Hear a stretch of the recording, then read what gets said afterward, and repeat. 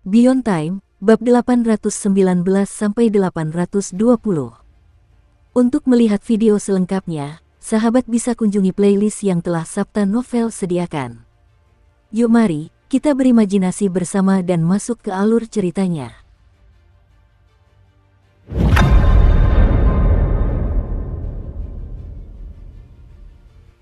Suking menatap dengan dingin. Ini adalah pertama kalinya dia melihat seorang kultivator dari ras langit mistik bulan api, dan dia mengerti maksud kapten itu. Orang yang muncul bukanlah dari ras yang berafiliasi dengan Flame Moon, melainkan anggota dari Flame Moon itu sendiri. Ditambah dengan apa yang dikatakan kapten sebelumnya tentang merasakan adanya tanda di zona terlarang, tampaknya orang yang memberi tanda itu adalah orang ini. Meskipun Suking belum pernah melihat kultivator dari ras surga mistik bulan api, dia memiliki beberapa pemahaman tentang ras ini melalui buku-buku di sekolah abadi varian.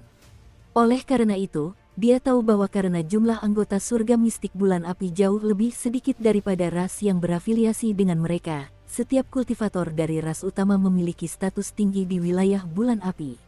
Hal ini dapat dilihat dari perlakuan yang diterima Pangeran Sulung hanya karena memiliki setengah dari garis keturunan bulan api. Para kultivator dari surga mistik bulan api menerima perlakuan istimewa bahkan di wilayah ras lain. Tidak ada yang berani dengan gegabah menyinggung anggota Flame Moon Mystic Heaven. Hal ini menyebabkan para kultivator dari klan utama Flame Moon Mystic Heaven dipenuhi rasa percaya diri kemanapun mereka pergi, dan mereka seringkali sangat mendominasi. Kekuatan dari perlombaan itu adalah kepercayaan diri mereka. Hal ini semakin terasa ketika mereka berada di wilayah mereka sendiri. Pelangi muncul di langit di atas Suking dan sang kapten. Meteor-meteor yang mengikutinya semuanya jatuh ke tanah. Zona terlarang dan sekitarnya bergetar. Tekanan dahsyat turun dari langit, berubah menjadi dua kata. Umat manusia. Begitu kata-kata ini terucap, warna dunia berubah. Seolah-olah kata-kata itu sendiri memiliki kekuatan untuk membentuk realitas. Sebuah kekuatan hukum muncul, memengaruhi Suking dan sang kapten, berusaha memanipulasi tindakan mereka. Samar-samar, terasa tubuh mereka hampir terkoyak. Cahaya biru muncul di mata sang kapten dan dia sedikit bersemangat. Suking tampak acuh tak acuh, seolah-olah sedang menatap orang mati. Little Shadow, yang sedang melahap zona terlarang, berhenti sejenak sebelum melanjutkan melahap. Melihat bahwa kedua manusia ini tidak menunjukkan reaksi sedikit pun terhadap kemunculannya, secercah ketidaksabaran muncul di mata kultivator dari surga mistik bulan api ini. Dia belum pernah ke sini sebelumnya, dia baru saja tiba dengan tujuan tunggal untuk mendapatkan gunung terlarang di dalam zona terlarang ini. Sebagai peserta perburuan agung, dia membutuhkan gunung terlarang. Semakin banyak, semakin baik. Persaingan sangat ketat, jadi dia mengatur agar balapan-balapan terkait di dekatnya meninggalkan jejaknya di beberapa zona terlarang. Tanda-tanda itu berarti bahwa dia telah mengklaim wilayah-wilayah tersebut, dan siapapun yang ingin merebutnya lagi akan diburu olehnya setelahnya. Dalam perjalanan menuju area terlarang ini, ia telah mengalami keberhasilan dan kegagalan, yang membuatnya kesal. Kini, melihat manusia berani menerobos masuk, ketidaksabarannya meluap, dan dengan tatapan menghina di matanya, ia mengangkat tangan kanannya dan melayangkan pukulan ke arah Suking dan Ernio. Pukulan ini tampak biasa saja, tetapi di baliknya terdapat aura yang mengerikan. Langit bergejolak dan tanah bergetar. Sebuah bayangan kepalan tangan emas raksasa muncul di antara langit dan bumi. Jangkauannya selebar 100.000 kaki, seperti kepalan tangan langit. Hal itu menimbulkan badai yang menyebabkan zona terlarang berguncang. Saat hendak mendarat, sang kapten tertawa terbahak-bahak dan bergegas keluar dengan tubuhnya yang membengkak. Bagus sekali, aku akan menggunakanmu untuk menguji efek peningkatannya. Dalam sekejap, tubuh besar sang kapten menciptakan raungan dahsyat saat bertabrakan langsung dengan hantu tinju emas yang datang. Suara memekakkan telinga terdengar seperti guntur.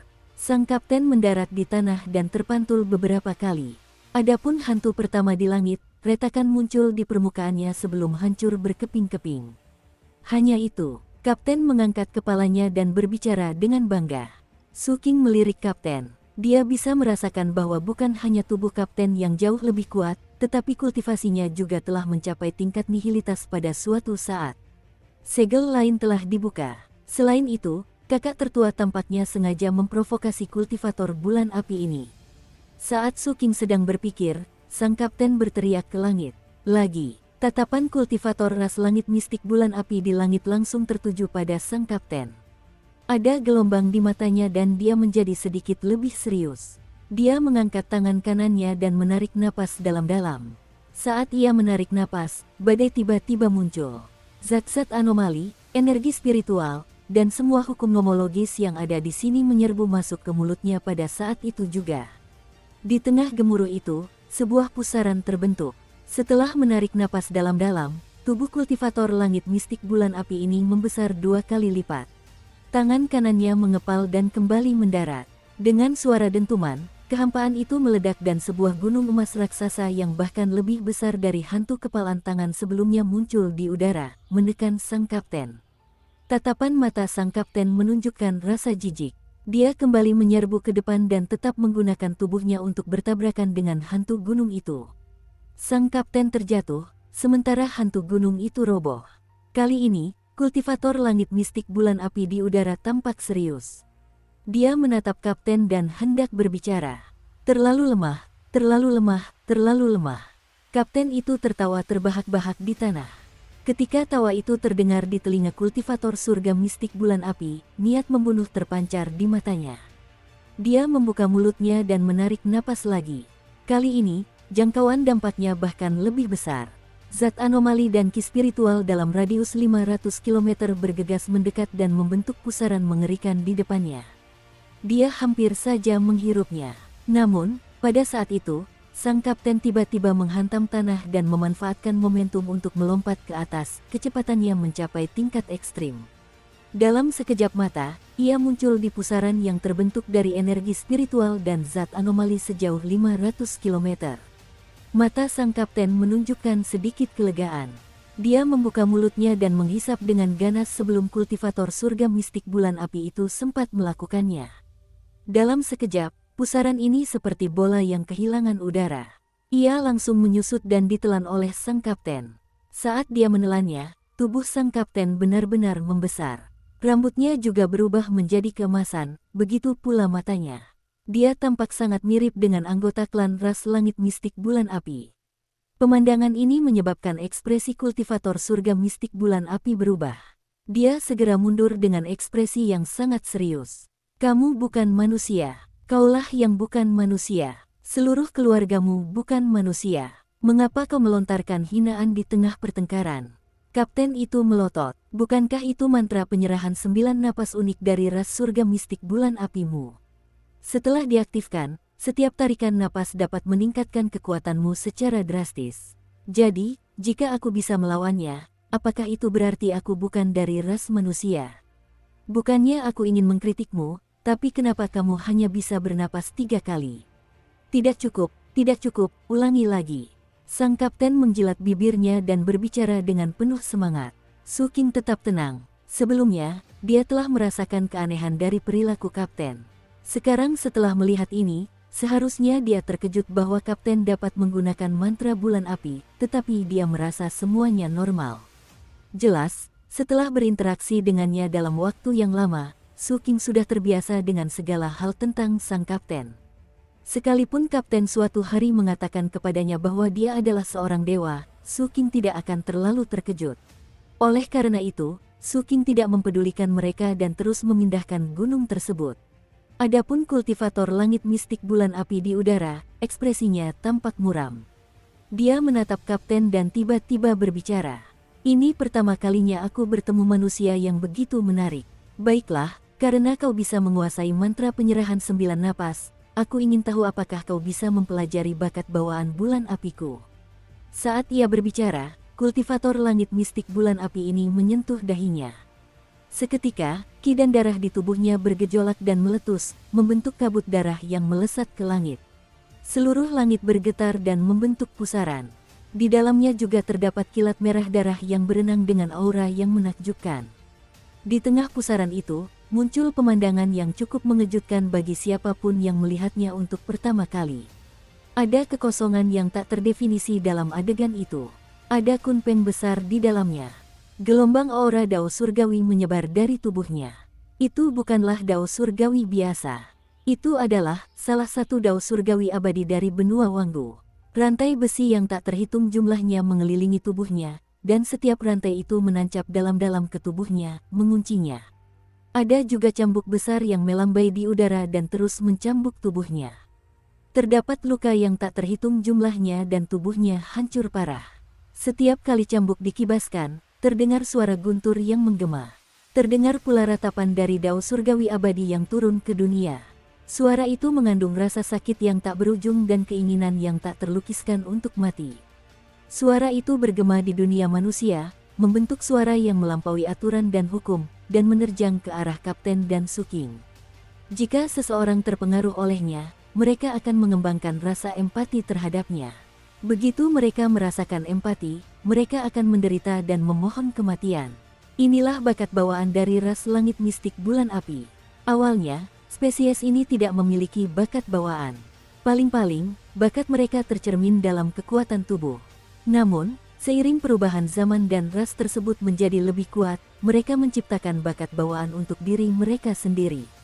Mengunci dao surgawi abadi, memperbudak dao surgawi ini, menggunakan cambuk untuk membuatnya meratap, sehingga membentuk keberuntungan untuk memberkati umat manusia. Adapun berapa tepatnya jumlah dao surgawi yang dikurung oleh mereka, selain para pendeta agung dari ras ini dan para dewa, tidak ada yang tahu. Pada saat itu, suara yang dihasilkan dari ratapan dao surgawi mengabaikan kultivasi dan penghalang mereka dan langsung mendarat di depan Suking dan sang kapten. Rasa sakit dan keinginan untuk mati dengan cepat menyebar di pikiran mereka. Namun, Suking tetap tenang seperti biasanya, dan sang kapten masih tertawa mengejek. Nah, kultivator surga mistik bulan api jelas salah paham. Ketika kilatan dingin di matanya semakin intens, suara celotehan yang tajam tiba-tiba terdengar dari kehampaan di pusaran. Tingkat kekuatan suara itu sungguh mencengangkan. Suara itu seketika menetralkan ratapan Kunpeng, menyebabkan pusaran di langit runtuh. Adapun kultivator surga mistik bulan api itu, tubuhnya bergetar hebat dan dia memuntahkan seteguk besar darah. Ekspresinya dipenuhi kengerian dan ketidakpercayaan. Apa ini? Napasnya terengah-engah. Sambil berbicara, dia segera mundur. Dia tidak ingin bertarung lagi. Di matanya, manusia tampan itu tidak seberapa, tetapi si gendut yang membengkak itu terlalu menakutkan. Dukung terus channel YouTube Sabta Novel. Oleh karena itu, dia tidak ragu-ragu dan mundur dengan ganas. Kapten itu berteriak, "Jangan pergi, mari kita bertarung sebentar lagi." Suking mengerutkan kening dan berbicara dengan tenang. "Kakak senior, berhenti bermain." Sambil berbicara, Suking mengangkat tangan kanannya dan mengepalkannya ke udara. Seketika, api hitam muncul begitu saja, membentuk lautan api.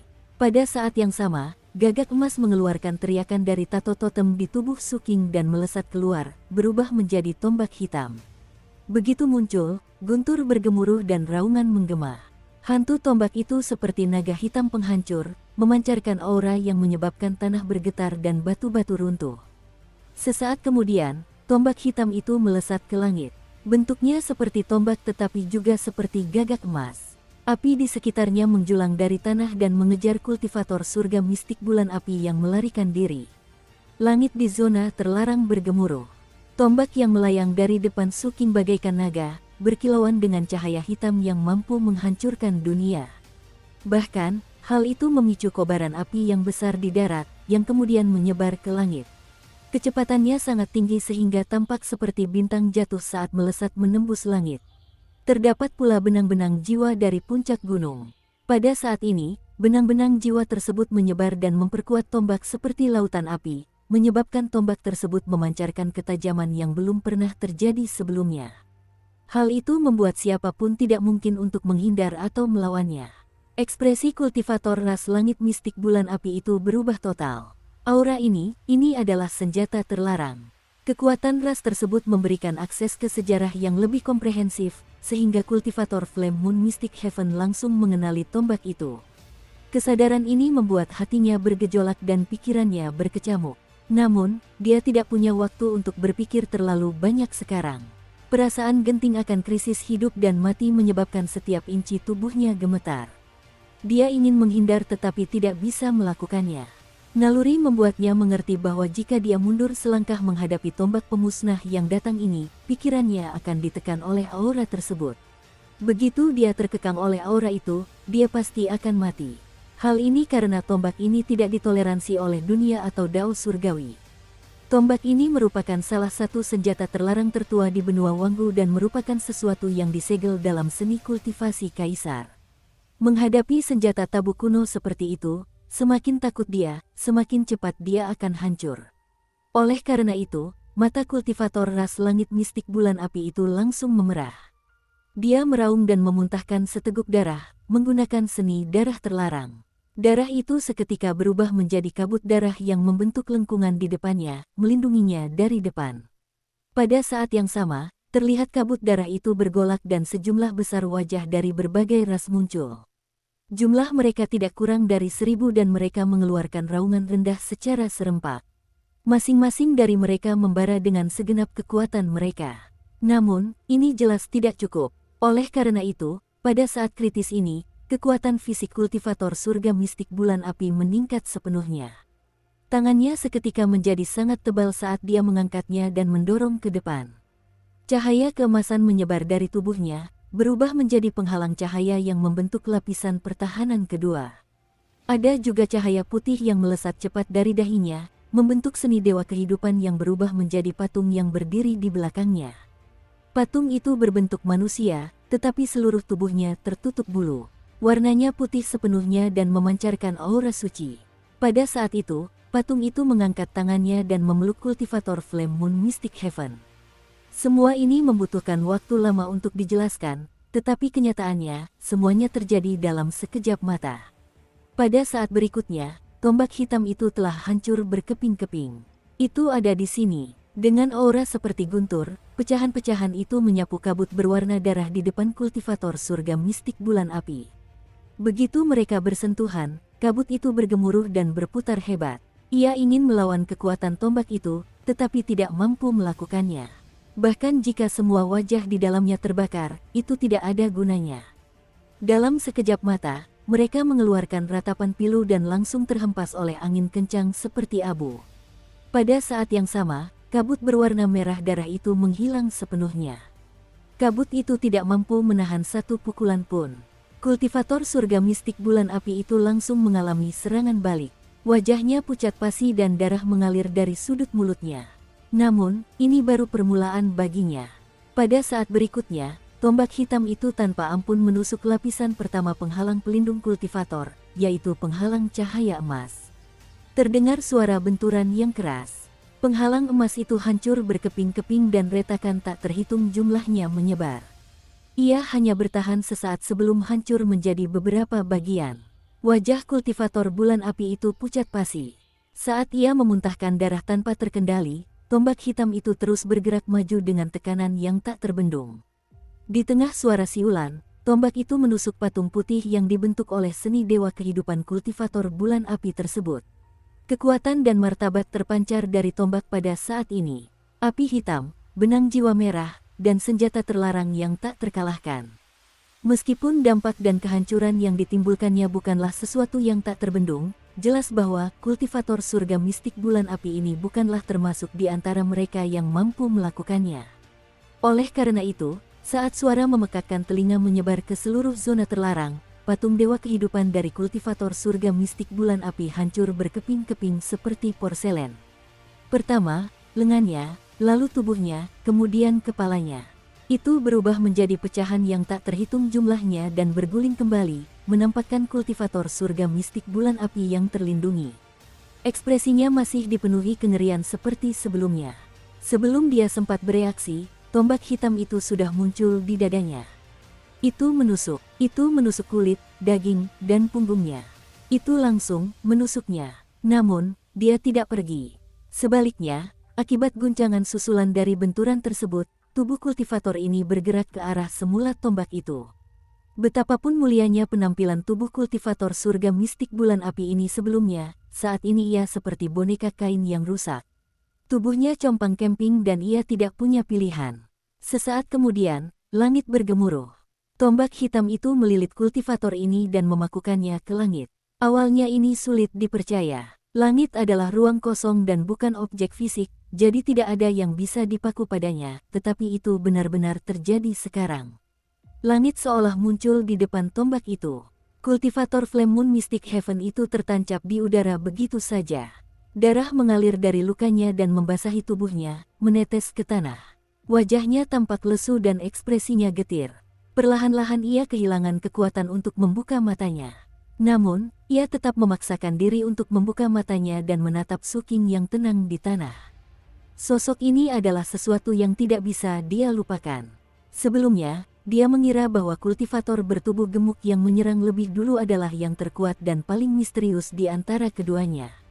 Lagi pula, untuk bisa menguasai mantra penyerahan 9 napas bulan api, pasti ada rahasianya.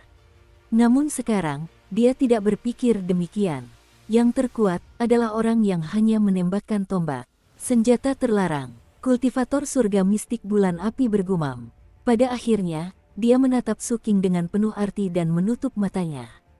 Pada saat itu, retakan yang tak terhitung jumlahnya muncul di tubuhnya. Semua bekas luka itu berasal dari dadanya. Setelah dengan cepat menyebar ke seluruh tubuhnya, retakan itu mulai pecah. Akhirnya, dengan suara dentuman keras, tubuhnya berubah menjadi ratusan bagian dan jatuh ke tanah. Seolah-olah tubuh dan jiwanya telah hancur. Melihat ini, Suking mengeluarkan seruan pelan tanda terkejut dan tiba-tiba menarik tombak hitamnya dari langit. Pada saat itu, daging dan darah yang jatuh dari langit mengalami perubahan yang aneh. Pada saat itu, semuanya mengalami fluktuasi teleportasi yang hebat. Mereka berteleportasi. Kau bisa berlari seperti ini. Apakah ini mantra bulan api yang baru? Aku ingin mempelajarinya. Ketika sang kapten melihat pemandangan ini, matanya langsung berbinar. Ia tiba-tiba membuka mulutnya dan menghisap dengan ganas daging dan darah yang mulai kabur. Ada juga bayangan hitam di tanah.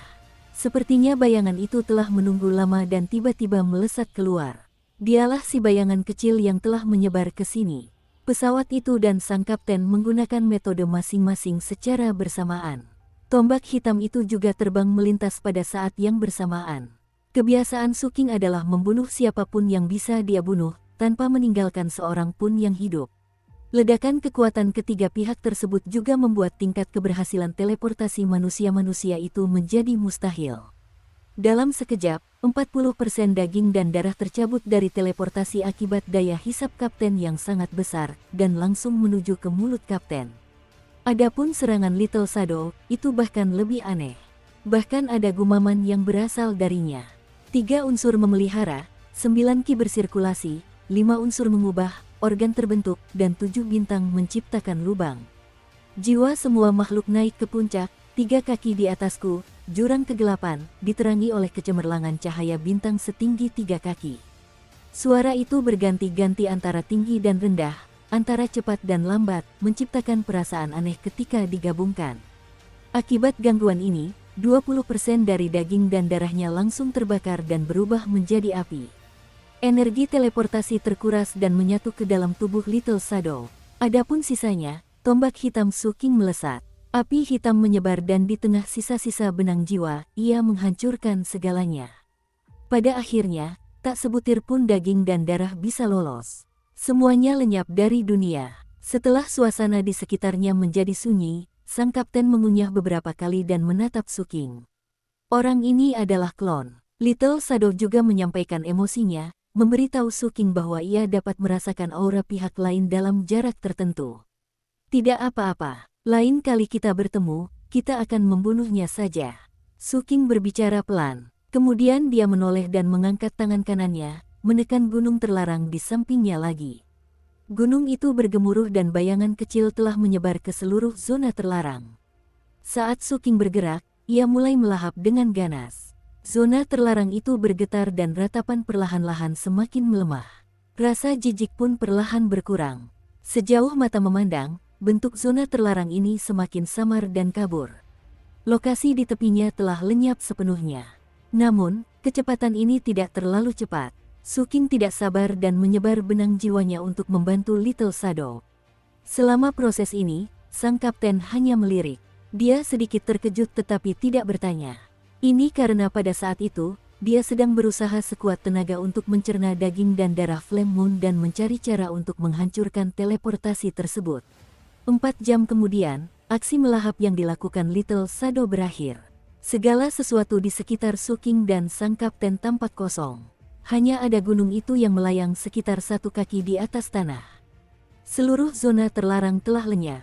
Tanahnya berwarna abu-abu. Di antara warna abu-abu itu, terdapat bola bayangan hitam yang menggeliat seperti sungai, memanjang ke arah Suking. Akhirnya, setelah kembali ke kaki Suking, terdengar suara sendawa. Setelah itu, ia memuntahkan sepotong api coklat seukuran kuku jari. Nyala api itu melayang di depan Suking dan berkedip-kedip. Kadang-kadang api itu membesar atau menyusut dengan cepat, seolah-olah sangat tidak stabil. Karena pergerakannya, langit dengan cepat menjadi gelap gulita. Guntur bergemuruh dan kilat menyambar di dalamnya, seolah-olah tertarik dan menyebar. Pada saat yang sama, kekuatan jiwa yang agung seperti lautan menyebar dari bayangan Suking. Tuan, penuh. Suking mengangguk dan dengan hati-hati menjaga api coklat itu. Dia sangat memahami asal-muasal api ini dan juga tahu betapa berbahayanya api ini. Setelah menyimpannya, Suking melambaikan tangan kanannya dan gunung terlarang berwarna merah darah itu naik ke udara dengan suara gemuruh, melayang di atas kepalanya. King kecil, apakah nyamuknya masih ada?